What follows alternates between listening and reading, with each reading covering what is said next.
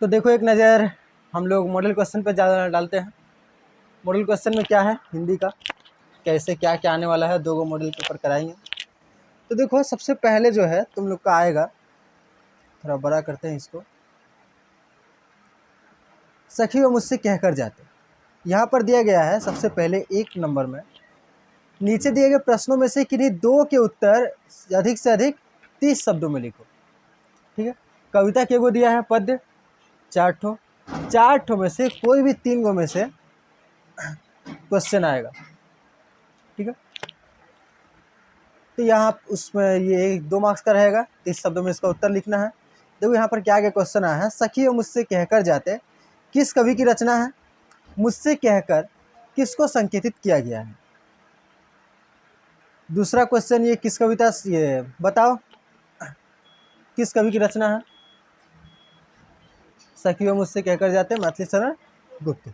मुझसे कहकर किसको संकेतित किया गया है? यशोधरा को। जनता पर जादू चला राजे के समाज का उद्धृत पंक्ति के पाठ का नाम लिखिए। तो यहाँ किस समाज का उल्लेख किया गया है? किया कान में कू पंक्ति के रचनाकार कौन है? किया कान में कू का अर्थ क्या है? तो देखो यहाँ पर इसका उत्तर भी लिखा हुआ है, सखी वो मुझसे कहकर जाते किस कवि की रचना है? सखी वो मुझसे कहकर जाते राष्ट्र कवि मैथिली शरण गुप्त है। मुझसे कहकर यशोधरा को संकेतित किया गया है। ठीक है, PDF भेज दिया गया था, मिला था टेलीग्राम में, खोल के देखी थी, खोली थी। तो इसके बाद देखो जनता पर जादू चला राजे के समाज का पंक्ति के पाठ का नाम लिखिए। तो पंक्ति के पाठ का नाम क्या है? राजे ने अपनी रखवाली की। समाज का उल्लेख किया गया, यहाँ किस समाज का उल्लेख किया गया है? यहाँ पर राजतंत्र में शामिल राजा के चाटुकारों के समाज का उल्लेख किया गया है, जिसमें ब्राह्मण, कवि, लेखक, इतिहासकार, नाटककार आदि सभी शामिल है। वे दरबार में अपनी जगह बनाए रखने के लिए राजा की खुशामद करते हैं और जनता को भ्रमित कर उसे मानसिक रूप से राजा का गुलाम बनाए रखने की मुहिम में जुटे रहते हैं। ठीक है, तो यहाँ पर समझ में आया समाज का उल्लेख क्या है, जो कि राजा ने झूठ मूठ का समाज बनाया है आम आदमी के लिए। किया कान में खूब पंक्ति के रचनाकार कौन है? किया कान में खूब का अर्थ क्या है? किया कान में खूब पंक्ति के रचनाकार केदारनाथ अग्रवाल है। किसका बात हो रहा है? बसंती हवा का। तो बसंती हवा के लेखक कौन है? केदारनाथ अग्रवाल। किया कान में कू का अर्थ बसंती हवा द्वारा आम के पेड़ों के साथ की जाने वाली शरारत है। जिस प्रकार बच्चे दूसरे बच्चों को परेशान करने के लिए उनके कानों में चिल्लाकर भाग जाते हैं, ठीक उसी प्रकार बसंती हवा आम के कानों में कोयल की तरह को चिल्लाकर भाग जाती है। ठीक है, तो यहाँ पर तुमको 3 गो में से किसी 2 का उत्तर देना होगा, जो कि कहाँ कहाँ से लिया गया है? 4 ठो पद्य में से 3 ठो दिया गया है। तो तुम बोलोगे भैया खाली 2 ही को लिखना है, तो 2 को पढ़ के चल जाएंगे, काम हो जाएगा। लेकिन 4 गो में से 3 ठो दे रहा है, तो वो कौन सा 3 ठो देगा? पता है? नहीं पता है। तो तुमको 4 गो में से 3 गो दे रहा है, उसमें से 2 गो लिखना, तो कम से कम तुमको 3 गो पढ़ना ही होगा। अब 3 गो में से कोई भी 2 गो दे देगा 2 मार्क्स का, तो यहाँ से लिखना हो जाएगा। हालांकि बड़ा आसान होता है, कोई भी मुश्किल था? कोई भी मुश्किल नहीं है, यहाँ पर बड़ा आसान क्वेश्चन ही आता है। इसके बाद कविता में से ही आएगा 4 पद में से कोई 2। पहले 3 कविता पढ़ी थी, वही 3 गो पढ़ेगी, तो उसमें से कोई 2 गो में से यहाँ दिया रहेगा। ठीक है, वो 2 गो में से 1 ठो का उत्तर लिखना है। यह है 3 मार्क्स का। तुम्हारा उस 1 के बाद जो आएगा वो आएगा 3 मार्क्स का। 1 में क्या था? 2 मार्क्स का 2 क्वेश्चन। यहाँ पर 3 मार्क्स का 1 क्वेश्चन लिखना रहेगा, दिया रहेगा 2 ठो। तो है क्या? खुदा नहीं ना सही आदमी का ख्वाब सही, कोई हसीन नज़ारा तो है जनर के लिए।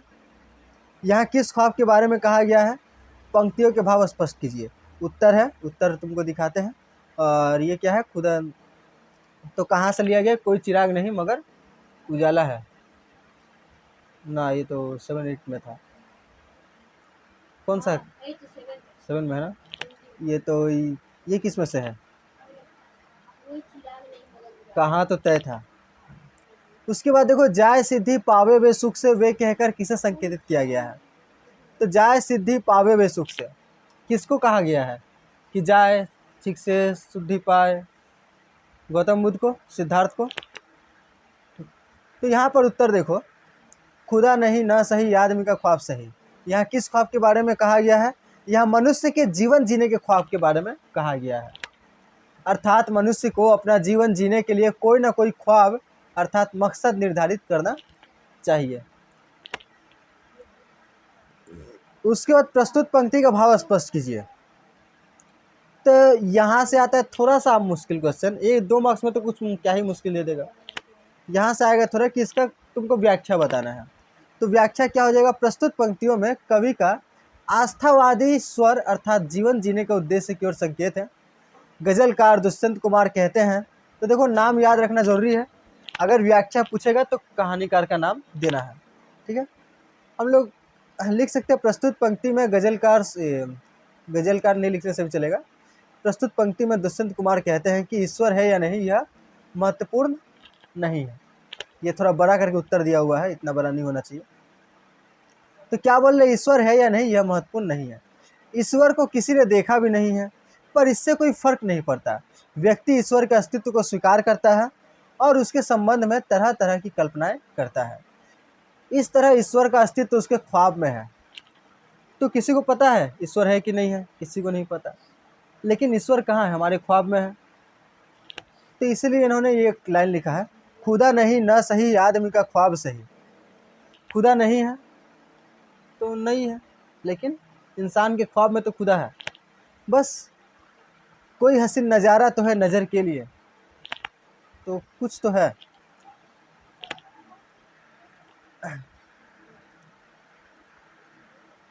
ये बुझाया। इस तरह ईश्वर का अस्तित्व उसके ख्वाब में है। इसी तरह जीवन जीने के लिए भी किसी ख्वाब या मकसद का होना अनिवार्य है, अन्यथा जीवन जीने का कोई मतलब नहीं रह जाता। साथ ही व्यक्ति के भीतर जीवन जीने की इच्छा भी समाप्त हो जाती है। अतः जीवन में ख्वाब का होना आवश्यक है। जाए सिद्धि पावे वे सुख से, ये वे कहकर किसे संकेतित किया गया, वे कहकर सिद्धार्थ को संकेतित किया गया है। पंक्ति का ससंदर्भ भाव व्याख्या कीजिए। तो प्रस्तुत पंक्ति हमारी पाठ्य पुस्तक हिंदी साहित्य कला संस्कृति और अभिव्यक्ति में संकलित। अच्छा, ये पूरा अच्छा संदर्भ अगर पूछेगा, संदर्भ मतलब पूछ रहा है कहाँ से लिया गया है, ठीक है। तो यहाँ क्वेश्चन में तो संदर्भ नहीं है, लेकिन यहाँ पर दिया गया है। तो संदर्भ अगर पूछ ले तो पढ़ लेना। हम लोग किताब का नाम क्या है, हिंदी साहित्य कला संस्कृति और अभिव्यक्ति। हिंदी एक किताब का नाम है, नहीं ना पता था। हिंदी साहित्य कला संस्कृति और अभिव्यक्ति में संकलित सखियों मुझसे कहकर जाते शीर्षक से उद्धृत है, ठीक है। किस कविता से लिया गया है, कहाँ पर वो कविता है, ये बोलना होगा।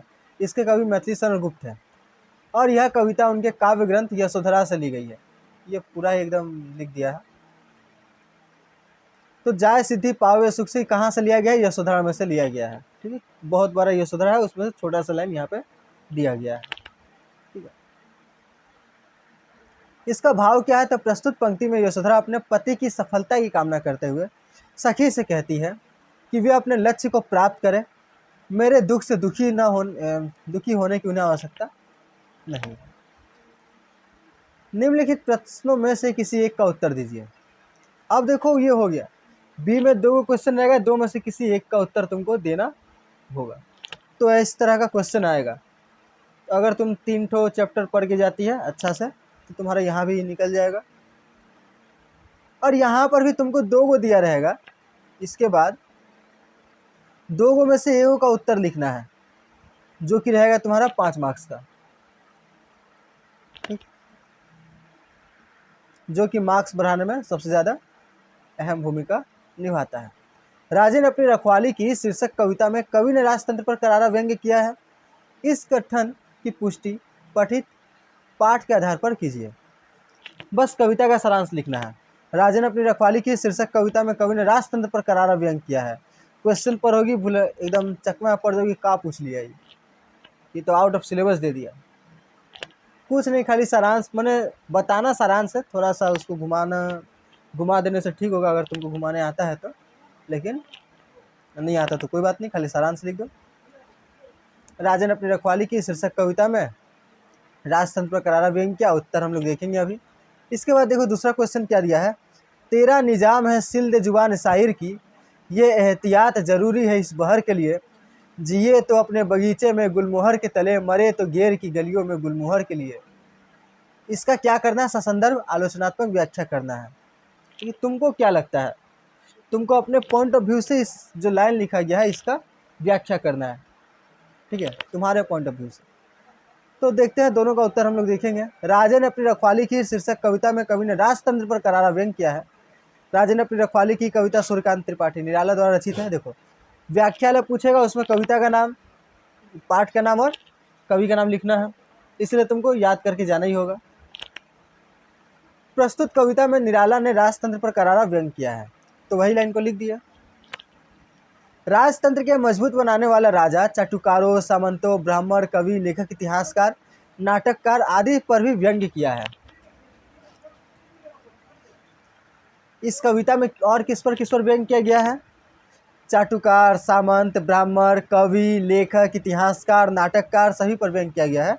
सामंतवादी व्यवस्था पर व्यंग्य करते हुए निराला यह स्पष्ट करते हैं कि इस व्यवस्था में सामंत राजा के चाटुकारों की भूमिका अदा करता है। सबको अपने पद को छीनने का डर लगा रहता है। ऐसे में वे राजा की मिथ्या प्रशंसा में लिप्त रहते हैं। मिथ्या माने झूठा, ठीक है, झूठा प्रशंसा में लिप्त रहते हैं। ब्राह्मण धर्म का सही प्रचार प्रसार करने के बजाय जनता को अंधविश्वास में जकड़ने का काम करते हैं। कवि, लेखक, नाटककार राजा की मिथ्या प्रशंसा करते हुए अपनी रचनाएं लिखते हैं। रीतिकाल साहित्य इसका सबसे बड़ा उदाहरण है। इतिहासकार भी तथ्यों पर आधारित इतिहास न लिखकर राजा की प्रशंसा करते हुए इतिहास ग्रंथों की रचना करता है। तो बस ये सब के बारे में लिख देना है, जो आगे चलकर भ्रम उत्पन्न करते हैं। इस तरह वे सभी व्यक्तिगत स्वार्थ में पढ़कर जनता का अहित करते हैं और राजतंत्र को मजबूत करते हैं। तो बस राजतंत्र के बारे में क्या लिखा गया था वो लिख देना है। अगर तुमको नहीं आ रहा है तुम सारांश लिख दो, सारांश पढ़ के गई हो तो। निराला ने व्यंग्य किया। निराला ने व्यंग्य के जरिए इन सब की भूमिका पर प्रश्न उठाया है। धर्म के नाम पर जनता को ठगा जाता है और उसे युद्ध में झोंक दिया जाता है।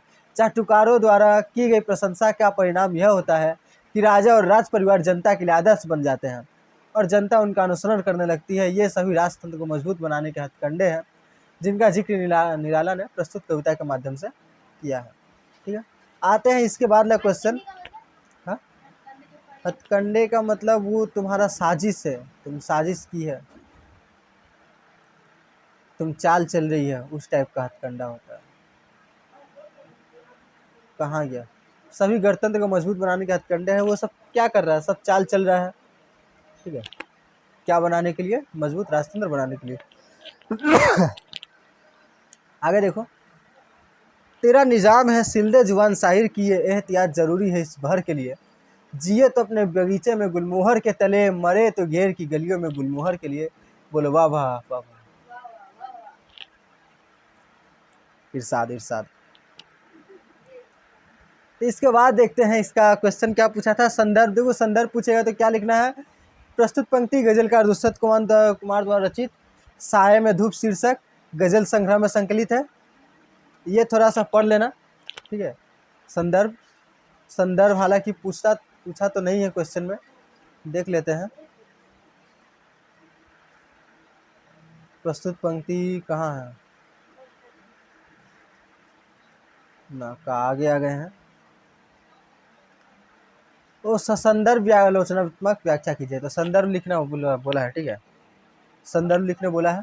तो संदर्भ लिखेंगे, प्रस्तुत पंक्ति गजलकार दुष्यंत कुमार द्वारा रचित साये में धूप शीर्षक गजल संग्रह में संकलित है, जिसका प्रकाशन 1975 में हुआ था। वे पंक्ति जो हमारी पाठ्य पुस्तक हिंदी साहित्य कला सांस्कृतिक अभिव्यक्ति में भी कहाँ तो तय था चिरागा हर एक घर के लिए शीर्षक पाठ से अवतरित है।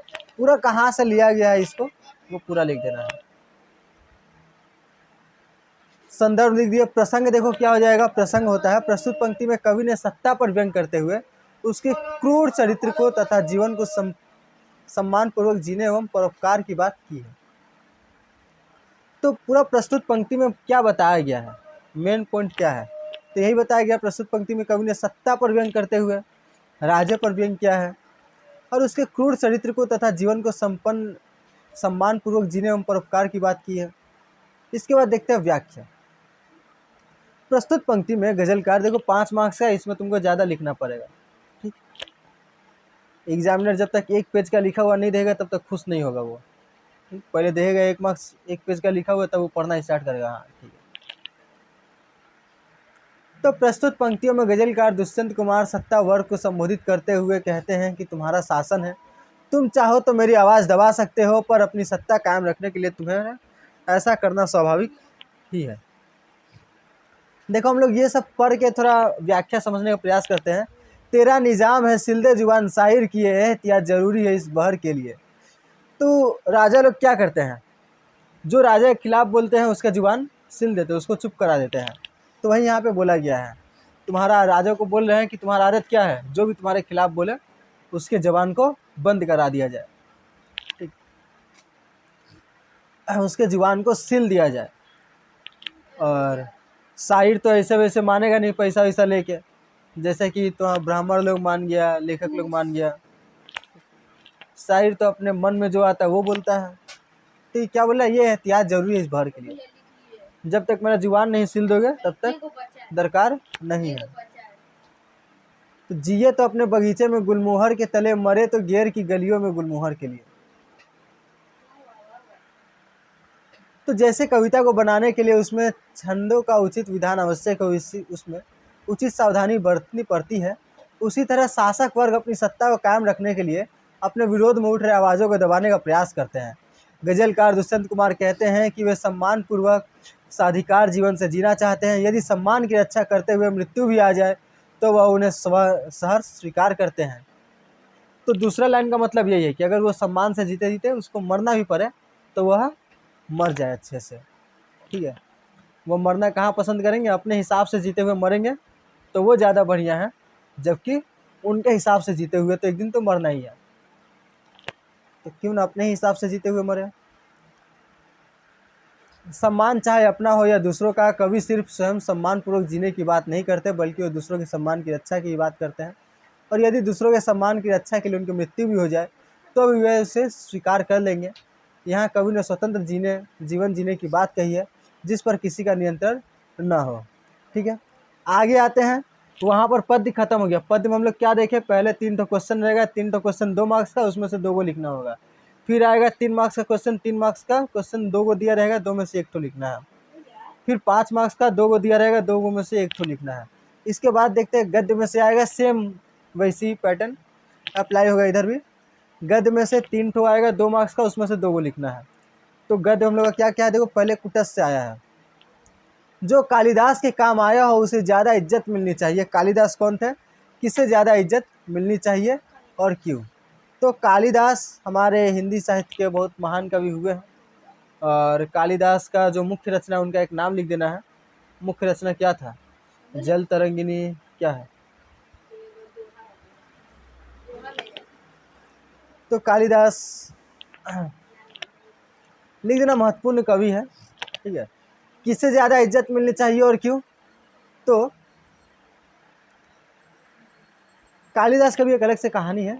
उनका पत्नी इनको डांट दी थी, उसके बाद से ध्यान दिए थे, पढ़ाई लिखाई में ध्यान दिए थे। तो इसके बाद देखते हैं किसे ज़्यादा इज्जत मिलनी चाहिए। तो इसको फ्लाइट मोड करते हैं।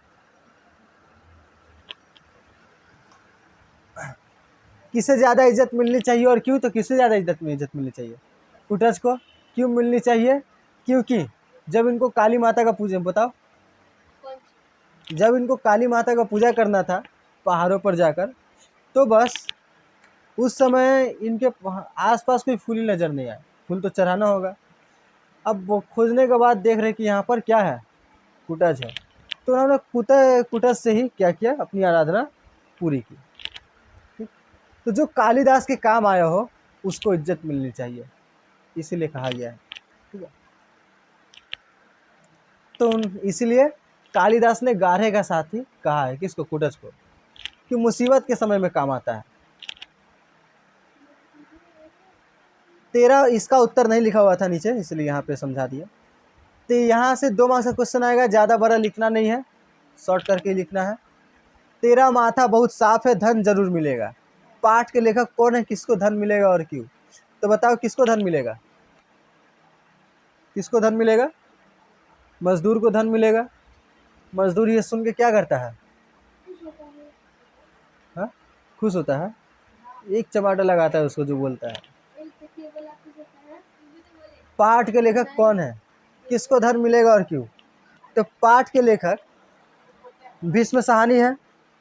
पाठ के लेखक भीष्म साहनी है। यजमान अर्थात किसको कहा गया है? यजमान। यजमान जो मजदूर था उधर, जिसकी उंगलियां कटी हुई थी। कितनी उंगलियां कटी हुई थी कौन से हाथ की?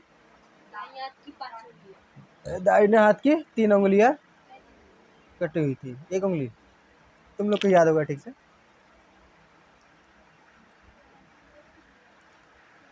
तो बोला गया कि उनको धन मिलेगा। क्यों मिलेगा धन? तो ज्योतिष के अनुसार उसकी भाग्य रेखा अंगूठे के नीचे तिकोने के रूप में बनती है। उसके अंगूठे के नीचे यहाँ पे तिकोना बना हुआ था, तो वो बोला कि आपको धन जरूर मिलेगा। ठीक है। इसके बाद क्वेश्चन देखो, 3 ठो में से कोई भी 2 को लिखना है तुमको। मालिक आजकल आप बड़े उदास रहते हैं। मालिक आजकल आप बड़े उदास रहते हैं, कौन सा कहाँ से लिया गया है, किस पाठ से? तो पूछा है कि किस पाठ से लिया गया है, कौन उदास रहता है और क्यों? तो यह भेरे और भेड़िए पाठ से लिया गया है। उपयुक्त पंक्ति भेरे और भेड़िए शीर्षक पाठ से ली गई है। प्रजातंत्र की स्थापना से भेड़ जाति पर आने वाला संकट का उत्तर पूरा नहीं है उसका। चलो उत्तर पूरा नहीं है, यहाँ से देख लेते हैं। तो कौन उदास रहता है? तो भेड़िए उदास रहते हैं। क्यों उदास रहते हैं? क्योंकि जंगल में क्या आने वाला है? प्रजातंत्र आने वाला है। ठीक है। तो इसका उत्तर ज़्यादा बड़ा लिखना नहीं है, उतना नहीं समझाना प्रजातंत्र क्या है, क्यों है, उतना नहीं समझाना। प्रजातंत्र आने वाला है। उसके बाद देखो सेम पैटर्न क्या है, 3 मार्क्स का 2 क्वेश्चन पूछेगा, मैंने 2 पूछेगा, उसमें से 1 तुमको लिखना है। तो देखो कहाँ से है, समाज द्वारा स्वीकृत, इतिहास द्वारा प्रमाणित, समष्टि, मानव की चित्त गंगा में स्नान, स्नात। तो यहाँ पर पूछा है स्नात का क्या अर्थ है, और पंक्ति का सप्रसंग भाव स्पष्ट कीजिए। इसका उत्तर है, पढ़ेंगे। इसके बाद लिखा पशु समाज में इस क्रांतिकारी परिवर्तन से हर्ष की लहर दौड़ गई, समृद्धि और सुरक्षा का स्वर्ण युग अब आया है और वह आया। तो ये कहाँ से लिया गया है? तो चलो पढ़ते हैं। स्नात का मतलब होता है नहाया हुआ। ये कहाँ से लिया गया? प्रस्तुत पंक्ति में निबंधकार हजारी प्रसाद द्विवेदी जी ने जीवन में नाम की महत्ता को दर्शाया है। माने कहाँ से लिया गया है? तो कहाँ से लिया गया है? फुटेज में से। और प्रसंग पूछा, प्रसंग मतलब कि इस लाइन में क्या कहा गया है उसके बारे में लिखना है। समाज द्वारा स्वीकृत, इतिहास द्वारा प्रमाणित, समष्टि, मानव की चित्त गंगा में स्नात। तो नाम के महत्व, नाम को लेकर उनके दिमाग में दुविधा था कि नाम क्यों याद किया जाए। इनको कुटच का नाम ही याद नहीं आ रहा था, तो नाम क्यों याद रखा जाए। हम चाहे तो अभी 10 गो नाम दे सकते हैं, लेकिन कहा है 10 नाम दे, नहीं देना चाहिए 10 नाम। जो इसका नाम है वही नाम देना चाहिए ना। जाओ चलो चलो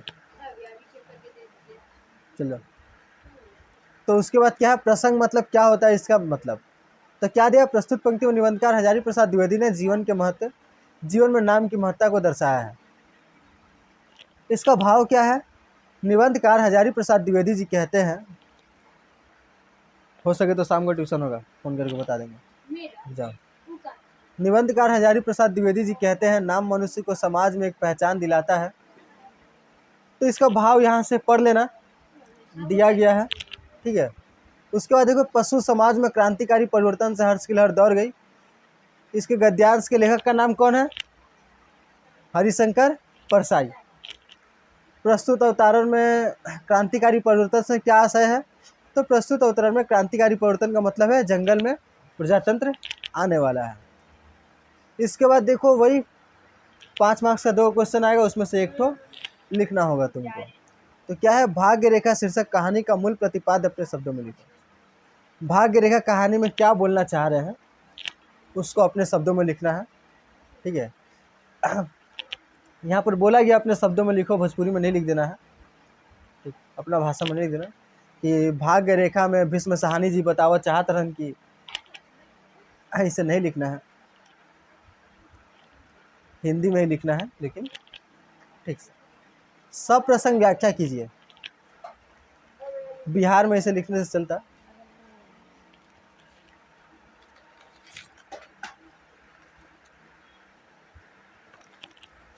तो उसके बाद देखते हैं क्या है। सब प्रसंग व्याख्या कीजिए। कहाँ, तो इसका व्याख्या देखो, कहाँ के आसमानी बातें करता है।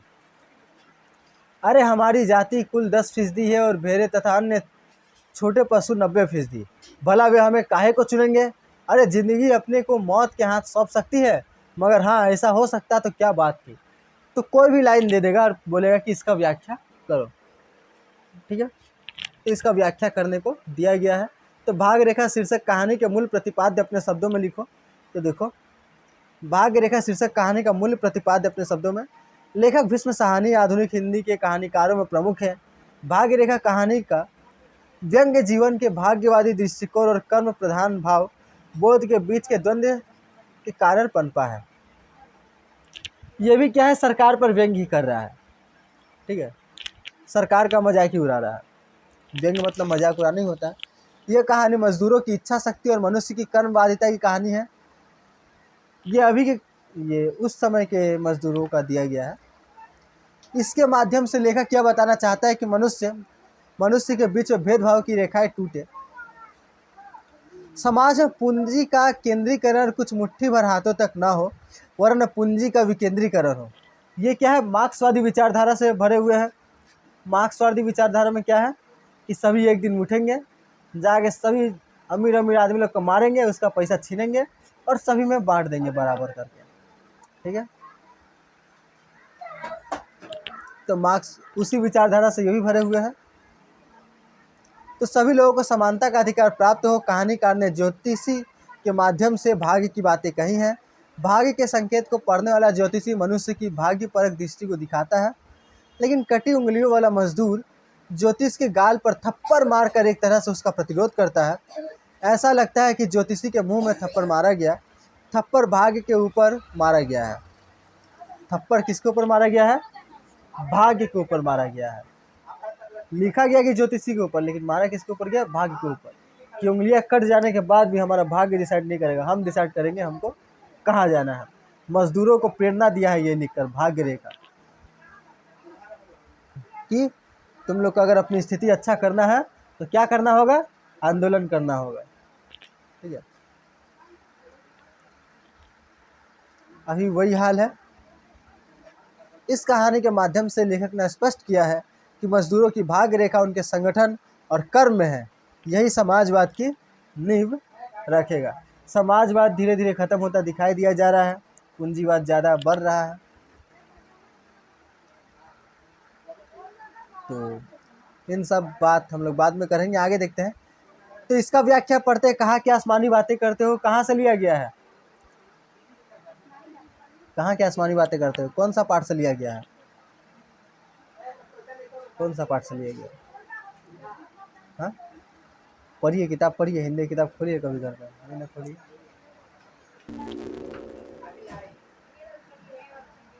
ये बात लिख के देना तो पापा को देंगे, बोलना हिंदी की किताब हम खोले नहीं है पूरा 6 महीने में एक बार। तो देखो, प्रस्तुत गद्यांश हमारी पाठ्य पुस्तक हिंदी साहित्य कला संस्कृति। तो संदर्भ याद कर लेना, कौन सा किताब है। भेड़े और भेड़िए शीर्षक पाठ से लिया गया। इसके लेखक हरिशंकर परसाई है। प्रसंग क्या है, बोला क्या जा रहा है। तो प्रस्तुत अंश में भेड़िए की चिंता के साथ साथ उसकी मंशा का उद्घाटन किया गया है। इसमें क्या किया गया, भेड़िया चिंता कर रहा है और वो क्या चाहता है वही बताया गया है। वो चाहता है कि ऐसा हो सकता तो क्या ही बात थी। अब व्याख्या पे आते हैं। प्रस्तुत गद्यांश में भेड़े और सियार के बातचीत के माध्यम से लेखक ने राजनेताओं के चरित्र का उद्घाटन किया है। भेड़िए तो भेड़िए बनाने के लिए लिखा है, लेकिन असली में किसका बात किया जा रहा है, नेताओं का। ठीक, तो लेखक ने राजनेताओं के चरित्र का उद्घाटन किया है और राजनेताओं के बारे में क्या कहा है कि ये भेड़िए हैं, भेड़िए, ठीक है।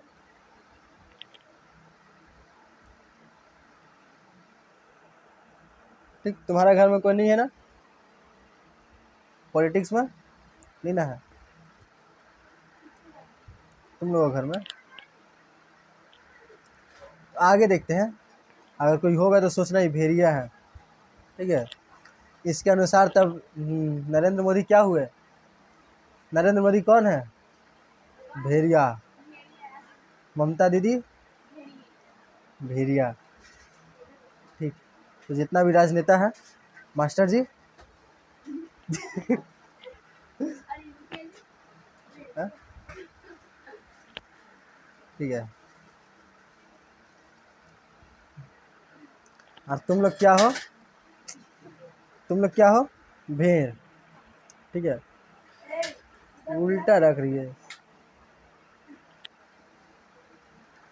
ऐसी परिस्थिति में भेड़िए द्वारा सियार से अपनी चिंता को व्यक्त करना साम दाम दंड भेद के एक आदर्श उदाहरण के रूप में सामने आता है। वह इस बात से भली भांति परिचित है कि भेड़ों की संख्या के आगे भेड़िए की संख्या कुछ भी नहीं। इसके बावजूद वह सियार के माध्यम से अपनी साख को बचाए रखने की कोशिश करता जान पड़ता है। ठीक है, यहाँ तक क्या था। उसके बाद वहाँ पे ख़त्म हो गया, गद्य और पद्य में से आना ख़त्म हो गया। अब देखो तुम्हारा दो गो आएगा, एक तो गवन में से आएगा और दूसरा ग्लोबल गांव के देवता में से आएगा। तुमको ग्लोबल गांव के देवता तरफ नहीं झांकना है, कहाँ देखना है? गवन में झांकना है। ठीक है, तो गवन में देखो, गवन में भी 2 क्वेश्चन आएगा, मैंने 2 क्वेश्चन लिखना है, 3 तो क्वेश्चन आएगा। ठीक है, गवन से अच्छा खासा मार्क्स आ रहा है, 5 और 6 11 मार्क्स का गवन से ही आएगा। तो गवन में पहले तो 3 मार्क्स 3 ठो दिया रहेगा, 3 ठो में से कोई 2 को लिखना है। क्या क्या है? मैत्री परिस्थितियों का विचार नहीं करती। ये किसका लाइन है? मैत्री परिस्थितियों का विचार नहीं करती। अगर यह विचार बना रहे तो समझ लो मैत्री नहीं है। मैत्री परिस्थितियों का विचार नहीं करती। 2 दोस्त कौन थी? जालपा और रतन। ये दोनों में से कोई एक जन ही बोला होगा। अब एग्जाम में तो नहीं लिख सकती जालपा या रतन की, कोई दोनों में से एक जन बोला है तो लिखना होगा। इसके वक्ता और श्रोता का नाम लिखिए, कौन बोल रहा है, कौन सुन रहा है। मित्रता की विशेषता पर प्रकाश डालिए। ठीक है, तो देखो इसका उत्तर, वक्ता रतन है और श्रोता जालपा है। ठीक है, रतन बोलती है, जालपा सुन रही है। मित्रता एक ऐसी भावना और गुण है जो विपरीत और कठिन परिस्थितियों में मजबूत की जाती है। तो सुनो, ये काम आएगा। वह मित्र की सहायता के लिए परिस्थिति को नहीं देखती, बल्कि किसी भी कीमत पर अपने मित्र को कठिन समय से बाहर निकालने के लिए तत्पर दिखाई देती है। आम ऐसे क्या दिखाई देता है कि मुश्किल आता है तो दोस्त लोग दिखाई नहीं देता है, गायब। लेकिन सच्चा मित्र लोग कौन है? जो लोग मुश्किल के समय में ही रहे। ऐसा कौन बोल रही है? रतन। जिस व्यक्ति में अपने मित्र के प्रति ऐसी भावना रहती है और वह परिस्थितियों को मित्रता से अधिक महत्व देता है, तब वो मित्रता नहीं बल्कि स्वार्थ पर आधारित संबंध भर है। तो बस इसको यहाँ पे सिंपल थोड़ा सा लिख देना है समझा के। दूसरा है, पानी में क्यों खड़ी हो, सर्दी हो जाएगी। यह कौन बोल रहा है, किसका कथन है? कौन सुन रहा है, श्रोता की मानसिक अवस्था कैसी है, वो क्यों खड़ी है पानी में, वो लिखना है, स्पष्ट करें। तो यहाँ तो हम लोग पढ़ते हैं, कौन खड़ा है पानी में? जालपा खड़ा है। यह कथन रमानाथ का है और श्रोता जालपा का मानसिक स्थिति शोकाग्रस्त है। मानसिक स्थिति बहुत सारा होता है, उसमें से एक है शोकग्रस्त। कौन सा? शोकग्रस्त। शोक मना रही है, दुखी मना रही है कि जोहरा चल गई, तैरते तैरते बहुत दूर निकल गई। जोहरा को मृत्यु के मुख से न बचा पाने के कारण जालपा का मन शोक और लज्जा से ग्रस्त है। ठीक है, इसके बाद क्वेश्चन है तुम्हारा, न वह क्रांति थी, न वह लावण्य, न वह चंचलता, न वह गर्व। संकेतित व्यक्ति पहले कैसे चरित्र का स्वामी था? यह किसके बारे में कहा जा रहा है? जालपा के बारे में कहा जा रहा है। लेकिन यहाँ पूछ रहा है कि पहले वो कैसा था। अभी तो ऐसा कहा जा रहा है उसमें क्रांति न थी, न वह क्रांति थी, न वह लावण्य, न वह चंचलता, न वह गर्व। तो इसके पहले की चरित्र कैसे स्वामी थी, कैसा था चरित्र, ये सब था उसमें। क्रांति थी, लावण्य था, चंचलता था और गर्व भी था। संदर्भ सहित पूरी घटना को बताइए। तो देखो, न वह कांति थी, न वह लावण्य, न वह चंचलता, न वह गर्व। संकेतित व्यक्ति पहले कैसे चरित्र का स्वामी था? तो संकेतित व्यक्ति जालपा पहले हंसमुख, चंचल, स्वाभिमानी और विचारशील चरित्र की स्वाभिमानी थी। ठीक है। प्रस्तुत पंक्ति प्रेमचंद द्वारा रचित उपन्यास गबन से ली गई है। प्रस्तुत अंश में हावड़ा ब्रिज से गुजरते हुए ये कहाँ से लिया गया है? जब हावड़ा ब्रिज से वो गुजर रहा था तब वो देखा कि जालपा कलसी में पानी उठाए लेकर आ रही है, और तब जब जालपा को देख के क्या लगता है कि बड़े दुख में है। ठीक है, एकदम सूख गई थी, बुढ़िया की तरह लग रही थी। ठीक है, तो दुखों की मार ने जालपा के सौंदर्य की सभी विशेषताओं, कांति लावर, ये फोटो चिपका देना एग्जाम में कि देखो पहले जालपा का चरित्र ऐसा था, बाद में चेंज हो गया। बुढ़िया वाला, हाँ जालपा अभी जिंदा नहीं होगी बेचारी, क्या पता कौन हीरोइन का फोटो है, जिंदा होगी कि नहीं। इसके बाद देखो तुम्हारा क्वेश्चन आएगा, क्या हुआ क्वेश्चन कहाँ है? क्वेश्चन यहीं पे है, तो आते हैं। देखो गबन से क्वेश्चन फिर आएगा तुम्हारा, 2 क्वेश्चन दिया जाएगा, उसमें से 1 लिखना है।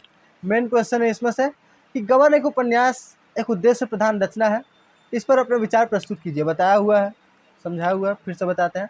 गबन उपन्यास की मूल समस्या क्या है, दोनों समझाया हुआ है, गबन वीडियो में होगा।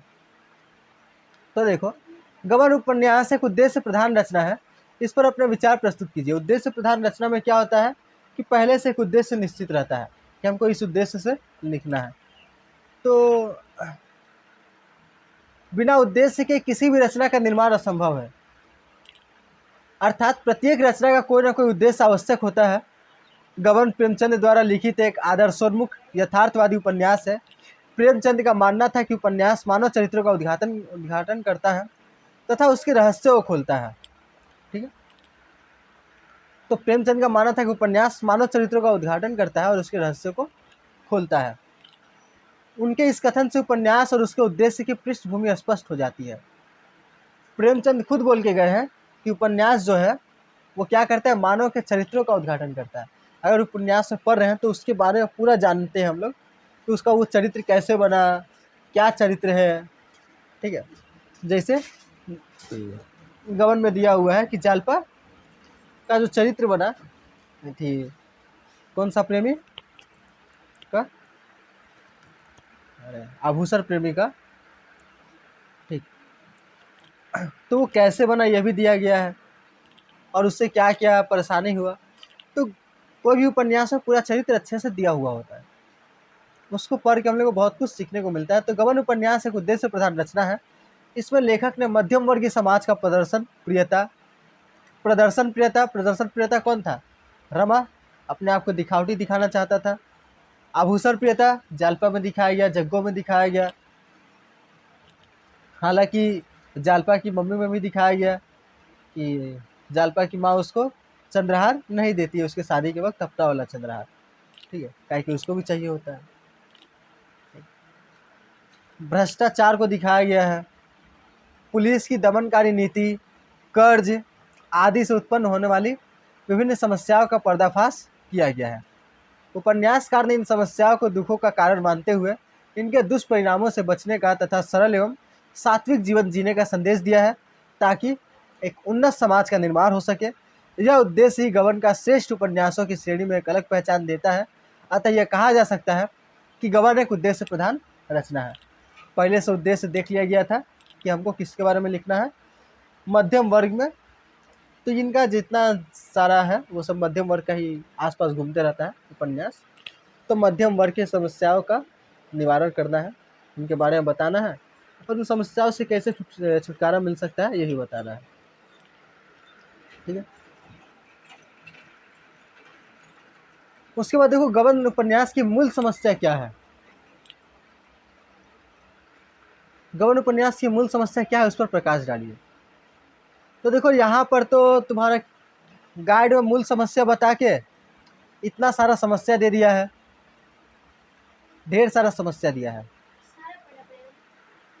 तो मूल समस्या पे हम लोग को बात करना है। तो मूल समस्या क्या लगता है तुम लोग को?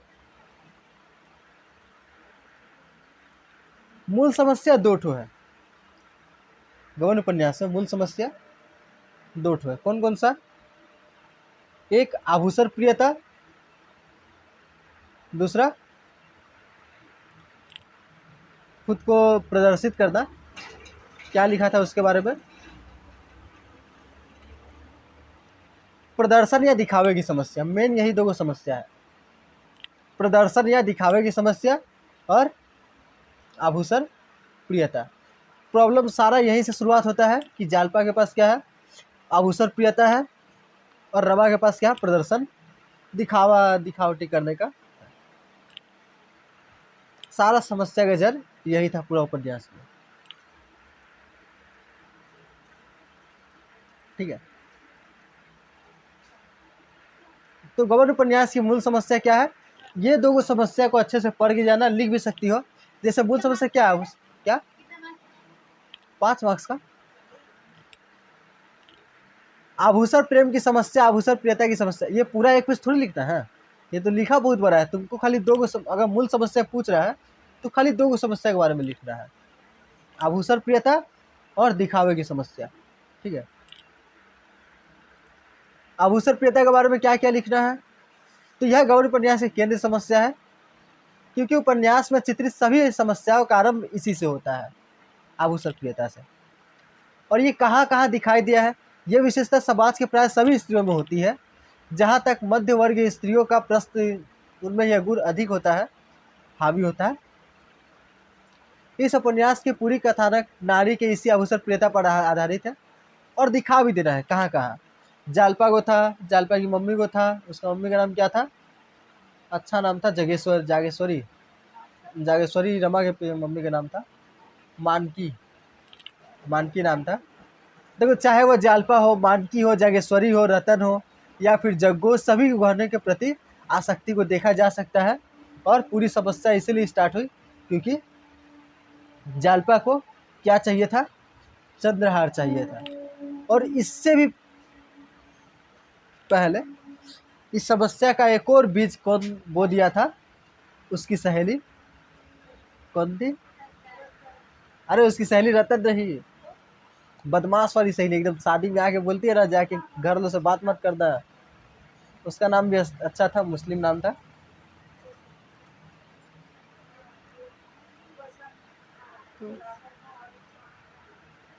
राधा लोग तो अच्छी थी, नाम से ही शैतान लगती थी, शहजादी।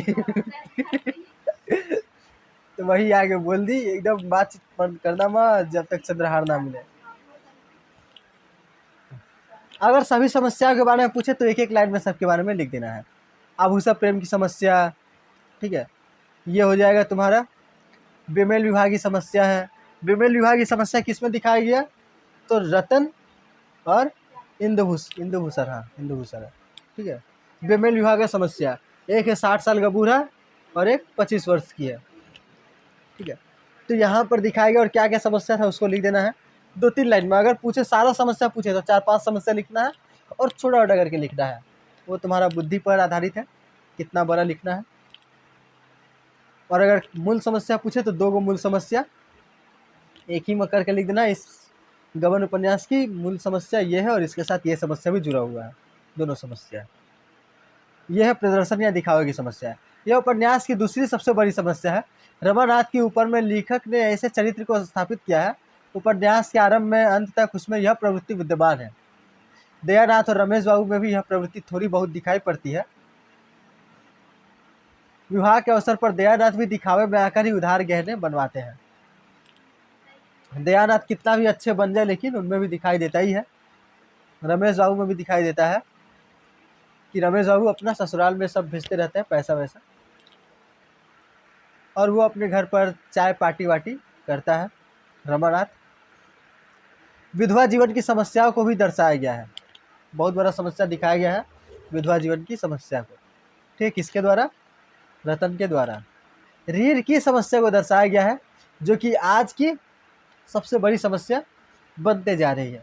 आ गया है मार्केट में क्रेडिट कार्ड, EMI, जो कि आज ले लेते हैं पैसा देते रहेंगे, ले उधार में फंस गया, कमाता है 15,000, यहाँ पे उसका EMI जा रहा है 10,000 रुपया। कहीं सबको एगो EMI पे टीवी ले लिया, EMI पे फ्रिज ले लिया, EMI पे फ़ोन ले लिया, 1,000 फ़ोन का, 1,000 फ्रिज का, 1,000 टीवी का, 1,000 तो होता नहीं है, 2-2,500 होता है। 2 2 4 2 6 2 8 8,000 इससे में निकल गया, 12,000 कमाइए है, 4,000 में क्या करेगा? तो बहुत बड़ा समस्या बन गया आज के समय में नीट की समस्या। ठीक, और अब इसको जब दोबारा पढ़ाएंगे तब इस सब समस्या पे थोड़ा ज़्यादा विस्तार से बात होगा। और 12th क्लास से क्या पता है गवर्न चला जाएगा तो सुना सुना रहेगा। अब कौन सा कोई दूसरा उपन्यास दे दे तो बढ़िया रहेगा, कोई एक और उपन्यास दे देती है। 12 में है कोई उपन्यास दिया हुआ है? होना तो चाहिए, कुछ तो होगा, ऐसे खाली तो नहीं छोड़ेगा, कुछ तो होना चाहिए। देखा जाए, एग्जाम खत्म होगा तो देखेंगे क्या है। वैश्या समस्या को भी दिखाया गया है जोहरा के द्वारा, जो कि थोड़ा सा दिखाया गया है। इसके बाद देखो यहाँ से हम लोग का पूरा टेक्स्ट वाला किताब का काम खत्म हो जाता है, किताब से इतना ही पढ़ना है। फिर यहाँ से हम लोग का है निम्नलिखित प्रश्नों में से किसी एक प्रश्न का उत्तर लिखिए अधिकतम 150 शब्दों में। यहाँ पर देखो ध्यान से क्या क्या दिया गया है। एक तुम लोग को लिखना है, अपने नगर की शिक्षा अधिकारी को पत्र लिखना है। एक पत्र लिखने को आएगा और एक अनुच्छेद लिखने को आएगा और एक हिंदी में अनुवाद करने को आएगा। ठीक है, इन तीनों में से कोई एक ठो लिखना है। तीनों में जो सबसे आसान लगे वो करना है। इंग्लिश का हिंदी अनुवाद तो तुम लोग के लिए थोड़ा मतलब बहुत ज़्यादा आसान दिया रहता है, लेकिन फिर भी तुम लोग के लिए मुश्किल है।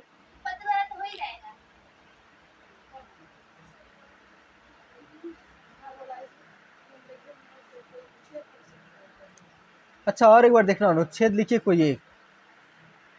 यहाँ पर लिया निम्नलिखित प्रश्नों में से किसी एक प्रश्न का उत्तर लिखिए। प्रत्येक प्रश्न का उत्तर अधिकतम 150 शब्दों में लिखना होगा। हाँ, तीनों में से एक ही ठो लिखना है। 4 का 1, 2, 3, तीनों में से एक ठो लिखना है। ठीक है, तो बड़ा आसान है, हो जाए। 5 मार्क्स का है। सबसे ज़्यादा अच्छा कौन सा होगा कि तुम पत्र लिखो, क्या कि पत्र में अगर तुम सामने का भी इधर लिखती है, एड्रेस वेड्रेस लिखती है, 1-2 मार्क्स मिल जाता है। इधर अपना एड्रेस ठीक से लिखती है तो उसका 1-2 मार्क्स मिल जाता है। और बीच में अगर बॉडी अच्छा से लिखी है तो उसका भी मार्क्स मिल जाते हैं। सबसे आसान होगा कि तुम लोग क्या लिखो, पत्र लिखो। ठीक है, हाँ तो पत्र हम करा देंगे, आज पत्र ही दे देंगे। आज हम वीडियो बनाएंगे, वीडियो जाके देखना जी एकदम। कल ट्यूशन व्यूशन नहीं रहेगा, जाके वीडियो बना देंगे, वो सब देखना नहीं रहेगा। ट्यूशन व्यूशन छुट्टी है सर, सब ऑनलाइन देखो। फ़ोन नहीं मिल रहा है तो घर में रहो। रिचार्ज नहीं है, डाउनलोड करके जाना, रिचार्ज करा लो। हाँ 10 GB के लिए,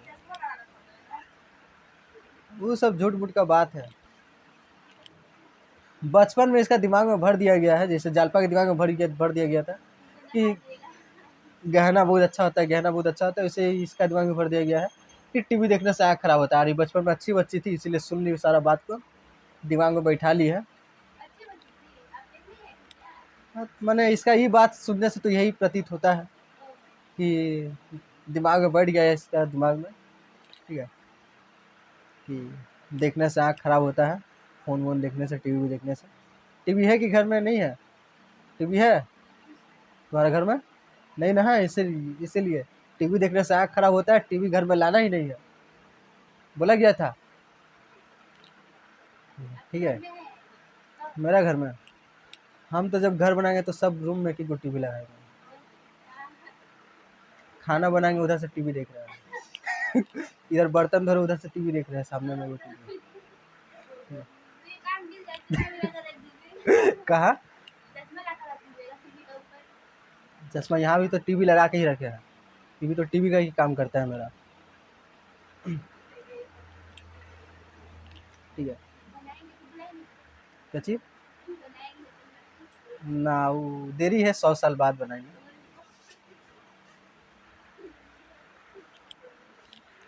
देखो, अपने नगर की शिक्षा अधिकारी, जिंदा रहेगी तुम लोग तो बुलाएंगे। देखो इधर, अपने नगर की शिक्षा अधिकारी को पत्र लिखकर विद्यालय में दोपहर के समय वितरित किए जाने वाले भोजन के गिरते स्तर को उनका ध्यान आकृष्ट। देखो यहाँ पर ये वाला देख लो, ये वाला लेटर देख लो कैसे लिखा गया। अनुच्छेद भी दिखा दे रहा है और इंग्लिश वाला भी दिखा दे रहा है। ठीक है, तो देखो सबसे यहाँ पर लिखना सेवा में, किसको लिख रही है? सबसे पहले यहाँ पर हिंदी में सेवा में, आपकी सेवा में माने इज्जत देना है। ठीक है, शिक्षा अधिकारी किसको लिख रहे हैं? शिक्षा अधिकारी को लिख रहे हैं। तो ये बहुत बड़ा समस्या है आज के समय में, और ये शायद आ सकता है। अब तुम लोग का स्कूल में मैम बताई है, तुम लोग को पूछ लेना चाहिए था, बताइए थोड़ा मैन बता दीजिए, 3-4 लेटर बता दीजिए उसमें से जो आएगा पढ़ लेंगे हम लोग। बताई है, हिंदी में बोली थी ना, 4 ठो लिखवाई है ना, कौन कौन सा लिखवाई है? लिखे तो नहीं है भैया, आप पीछे बैठते का, कौन कौन सा लिखाइए, टॉपिक क्या क्या है? शिक्षा के ऊपर है, यही तो शिक्षा का स्तर खराब है। डेंगू पर लिखाई है, अच्छा डेंगू भी बढ़ रहा है। और पेपर वहीं में बन रहा है तो ज़्यादा चांस है कि वही लोग का। दो तुमको एक क्वेश्चन दे लिखने के लिए 10 मार्क्स का, वही लिखो और देखते हैं, जाओ तुम। अरे ये नहीं, किताब दो ना, किताब से देखेंगे ना, किताब लेके दिया है तो कौन सा टॉपिक पढ़ क्या है? कोई और टॉपिक नहीं पढ़ क्या है। लिखो जीवन स्मृति पर लिखो। लिखो इतिहास को समझने के लिए कौन माने क्या क्या जरूरी है, ठीक है? इतिहास को जानने के लिए क्या क्या जरूरी है, पॉइंट बता दे रहे सरकारी दस्तावेज, और क्या क्या है, साहित्य, और जीवन स्मृति माने ये जो बायो अपना जीवन के बारे में लिखा जाता है वो सब है, ठीक है? अब उसके बारे में तुम लिख दो, 5 मार्क्स का ये लिख दो। लिखो, देखते हैं कि इतिहास को जानने के लिए, इतिहास के जानने के क्या क्या स्रोत है, बड़ा से व्याख्या करके इसके बारे में लिख दो। देखते हैं।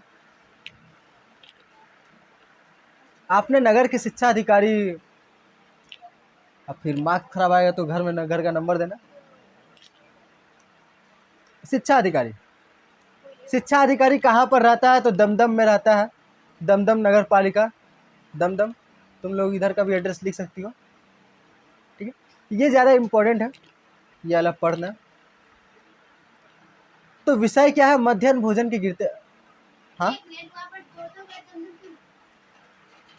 ये दमदम नगर पालिका है, नगर पालिका म्यूनिसिपैलिटी, और ये दमदम है, ये जगह का नाम है, और ये कहाँ का नगर पालिका का नाम है।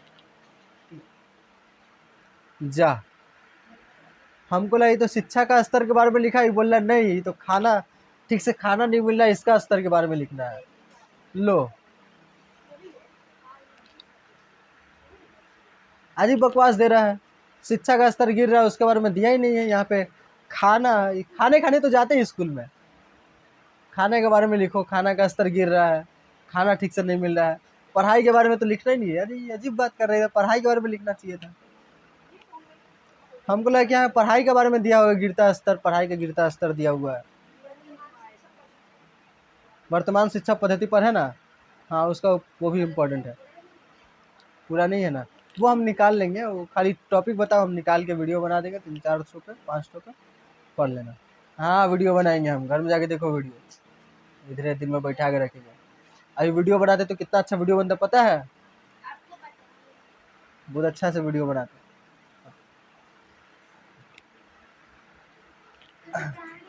देखो यहाँ पर देखो, मध्याह्न भोजन के गिरते स्तर में सुधार हेतु विषय यहाँ पे लिखना इंपॉर्टेंट होता है, ठीक है? विषय, क्या कि तुम्हारा विषय देखेगा और फेंक देगा तुम्हारा ऊपर। अधिकारी लोग यही करता है, उसका ढेर सारे रिलेटर आता है, विषय देखा फेंक देगा। खाना खाने स्कूल में जाता है, हाँ तो चिट्ठी लेकर फेंक देगा, हो गया काम खत्म। विषय देखा आगे नहीं पढ़ेगा, हो गया खत्म। ये सब कोई समस्या है? नहीं है समस्या। खाना खाने स्कूल में जाता है, पढ़ाई करो बैठ के, घर में खाने को नहीं मिले लोग। तुम लोग खाती है स्कूल में? थरिया लेके लाइन में खड़ा होती है? क्या नहीं होती है, होना चाहिए। ठीक, बच्चा लोग से मंगा लेती है, भाई बहन लोग से? अच्छा,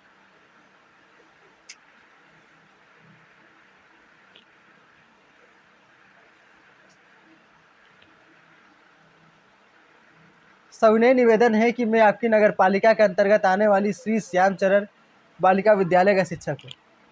महात्मा गांधी का खाना भी अच्छा बनता है, इधर देखो।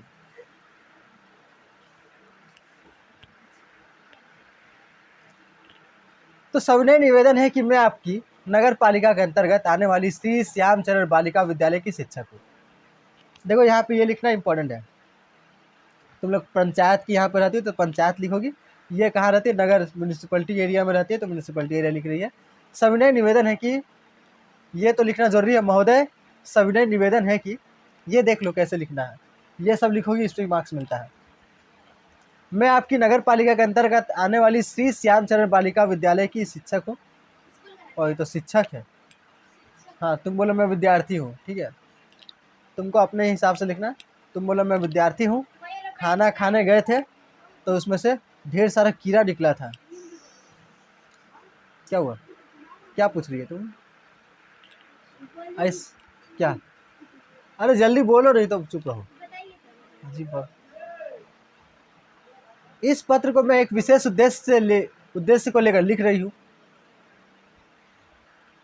तो श्यामचरण बालिका विद्यालय नगर पालिका अंतर्गत आने वाला श्री श्यामचरण बालिका का शिक्षक। अच्छा, इस शिक्षक के नाम हम नहीं दिया है, ठीक है। तो देखो लिख रहा हूँ, इसके माध्यम से मैं आपका ध्यान विद्यालय में वितरित होने वाले मध्याह्न भोजन के स्तर में दिन प्रतिदिन आने वाली गिरावट की ओर खींचना चाहता हूँ।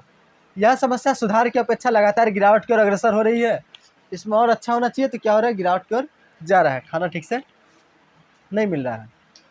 तो महात्मा गांधी से मैसेज आया था, कल क्या मिलने वाला है? खिचड़ी मिलने वाला है, सबको आएगा और सबको एक अंडा दिया जाएगा। जो लोग अंडा नहीं खाता वो अंडा लेकर अपने दोस्त को दे दे। दोस्त लोग यही बोलता है, तू अंडा नहीं खाएगा, लेके हमको दे देना। शाकाहारी है तुम लोग जो अंडा नहीं खाती है। तू लोग बोलता है अंडा नहीं खाएगा, लेना नहीं, मैंने छोड़ना नहीं, ले यार हमको दे दे। तुम नहीं खाएगा, ठीक है।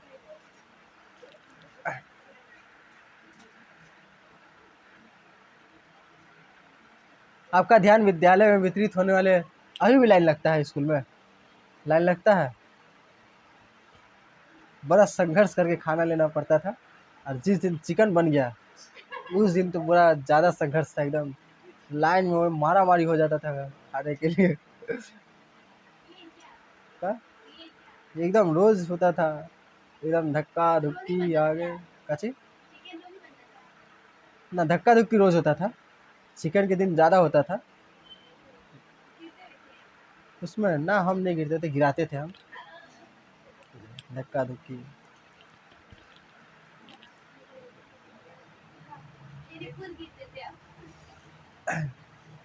इसके माध्यम से मैं आपका ध्यान विद्यालय में वितरित होने वाले मध्याह्न भोजन के स्तर में दिन प्रतिदिन आने वाली गिरावट की ओर खींचना चाहती हूँ। हरिजन स्कूल में ऐसा नहीं होता, वहाँ पर आराम से खाना दिया जाता है। लो साइड में खाने गए, बैठ लो आराम से। 11-12 में जाके उधर भी खाना खाते थे लाइन लग। यह समस्या सुधार की अपेक्षा लगातार गिरावट की ओर अग्रसर है। इसमें न सिर्फ बच्चों के स्वास्थ्य संबंधी बिंदु, तुम खाता है खाना स्कूल का? बहुत कम खाता है। कैसे रहता है? भूखे रहता है कि जाके पराठा खा लेता है? पराठा खा लेता है, पराठा भी अच्छा बनता है उन्हें।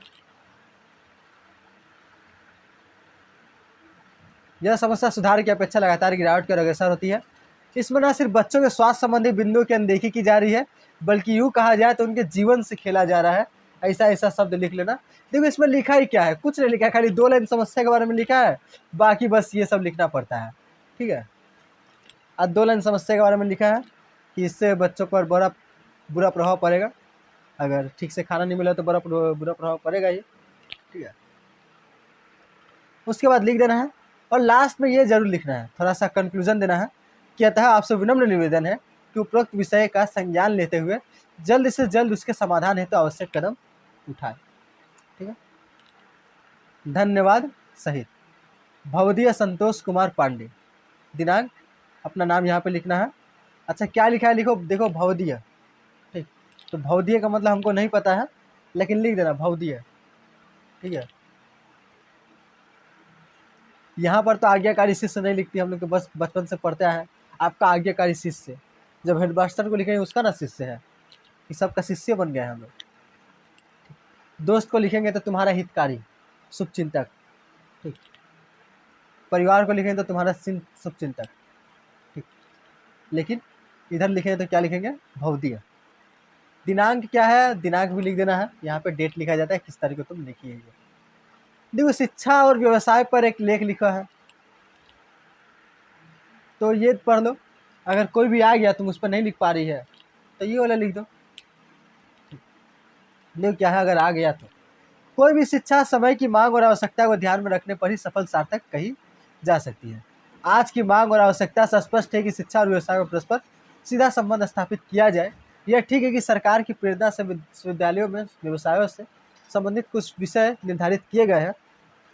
मध्यम और उच्चतर माध्यमिक शिक्षा पर स्तर भी कुछ ऐसे भी पाठ्यक्रम नियोजित किए गए हैं, पर उनका सबका रुख नौकरी पाना ही अधिक है। जबकि प्रत्येक वर्ष इन विषयों को पढ़ाकर स्कूलों कॉलेजों से निकलने वाले हजारों लाखों सरकार तो क्या सारा देश मिलकर भी नौकरी उपलब्ध नहीं करा सकता। यह भी ठीक है कि तकनीकी इंजीनियरिंग आदि शिक्षा देने वाले सरकार ने कुछ अलग केंद्र स्थापित किए हैं, पर ऐसे केंद्रों की संख्या बहुत कम है। तो देखो यहाँ पर शिक्षा और व्यवसाय पे एक लिखना है तुमको कि तुम लोग के दिमाग में भी ये भरा जा रहा है कि भरा नहीं जा रहा, लेकिन ये सही बात ही है कि जितना लाखों जन परीक्षा देकर निकलता है स्कूल से कॉलेज से हर साल, सबको नौकरी दे पाना संभव है भी नहीं।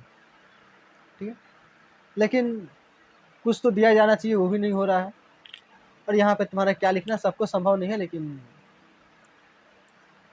ज़्यादातर बहुत ज़्यादा काम कराया जाता है कुछ लोगों से ही। प्राइवेट में तो बहुत ज़्यादा काम कराया जाता है, वहाँ पर कम से कम रखा जाता है आदमी लोग। तो वही दिया गया है कि तुम शिक्षा करो और अपना हो सके तो व्यवसाय स्टार्ट करो। ठीक है, लेकिन व्यवसाय भी स्टार्ट करने में बहुत ज़्यादा कंपटीशन है। और व्यवसाय स्टार्ट करने के लिए सबसे मेन चीज़ जो चाहिए वो क्या चाहिए, क्या चाहिए? पैसा। ठीक है, लेकिन पैसा नहीं है। अब इस पैसा को दिलाने के लिए बहुत सारी स्कीम भी निकाली है सरकार। जैसे पश्चिम बंगाल सरकार जो स्कीम निकाली है, बहुत अच्छा स्कीम, जो कि कौन सा है, गोष्ठी वाला लोन। लड़की लोग अपना ग्रुप बनाती है और लोन उठाती है अपना। ठीक, और बहुत सारा लोन का स्कीम है कि वो लोन उठाकर कोई भी अपना छोटा मोटा व्यवसाय स्टार्ट कर सकती है। ठीक है, ज़्यादातर चांस है कि तुम्हारी मम्मी लोन ली होगी, वो वाला सबका मम्मी ली होगी। लेकिन क्या वो लोन लेके व्यवसाय स्टार्ट की? किसी की मम्मी स्टार्ट नहीं की। कहाँ स्टार्ट की? थोड़ा सा घर में ही प्रॉब्लम है, घर बना दी। थोड़ा सा क्या कर दिए तो फ़ोन खरीद दिए, नहीं खरीदी तो छोटा मोटा काम में ही चला जाता है, उससे कोई अच्छा काम और ज़्यादा पैसा मिलता भी नहीं है। वो लोग का ग्रुप जो है पहले 1.5 लाख रुपया आता है और है 30 जन 40 जन ग्रुप में भर के रखा है, तो सबका हाथ में 5,000 10,000 रुपये में कौन सा व्यवसाय स्टार्ट हो जाएगा। तो मेन समस्या व्यवसाय स्टार्ट नहीं हो पाता है कि उस एक तो पैसा नहीं है, ऊपर से रिस्क है, और ऊपर से सोचेंगे कि कोई रिश्तेदार उधार दे दे, उधार कोई देने वाला होता नहीं है। क्या कि ऐसा हम लोग का रवैया भी है कि हम लोग उधार ले लेते हैं तो भूल जाते हैं, उसके बाद उधार लिए थे, जब मुनाफा आएगा तो हम लोग भूल ही जाते हैं, अच्छा आपको भी देना पड़ेगा पैसा। तो बहुत ज़्यादा समस्या है व्यवसाय स्टार्ट करने में। अभी सब समस्या बात किया जाएगा तो बहुत समाधान है ही नहीं, सोचना पड़ेगा समाधान। ठीक, तो तुम लोग को भी क्या देखना चाहिए, व्यवसाय देखना चाहिए। ठीक, अगर कोई चीज़ बहुत बढ़िया लगता है, तुमको लगता है कि अंदर से हम ये चीज़ कर सकते हैं, जैसे हो सकता है कि तुम लोग को मेहंदी लगाना सबसे अच्छा लगता होगा किसी को। ठीक है, बहुत अच्छा मेहंदी लगाती होगी। ठीक, तो तुम क्या कर सकती है कि मेहंदी बनाने का बिजनेस स्टार्ट कर लो।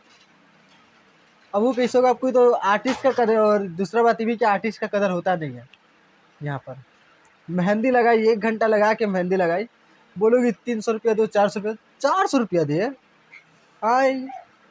4 घंटा ये मेहंदी लगाने के लिए हम 6 महीना से सीख रहे हैं मेहंदी लगाना, वो सब कीमत कहाँ गया? तू तो बुलाई थी, दोस्त लोग बुलाई थी फोकट में लगाने खातिर। ठीक, तुम लोगों से किसको आता है अच्छे से मेहंदी लगाना? सबको आता है। ठीक, सब आर्टिस्ट बन के बैठी है। ठीक है, हमको तुम लोग क्या पता।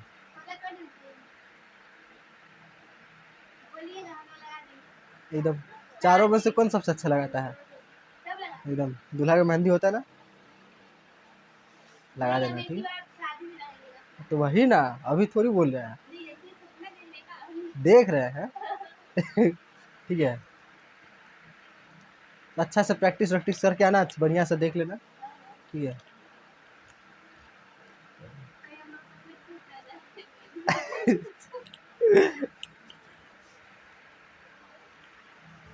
तो इसके बाद देखो शिक्षा और व्यवस्था, तो व्यवसाय स्टार्ट कर सकती है।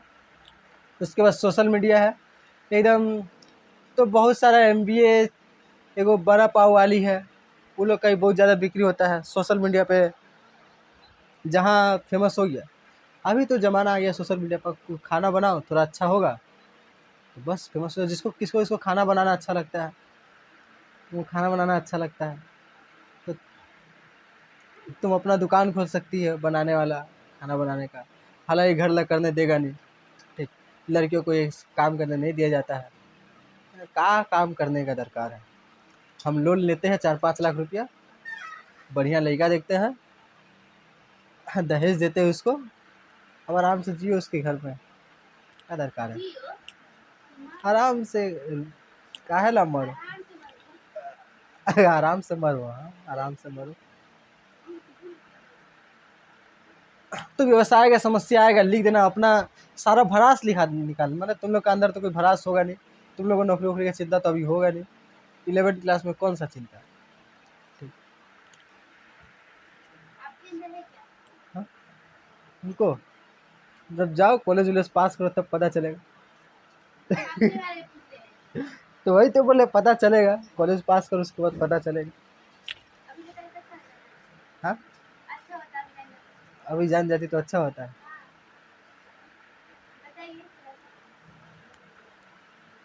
बस क्या बोलना है, सर पटकने लगोगी।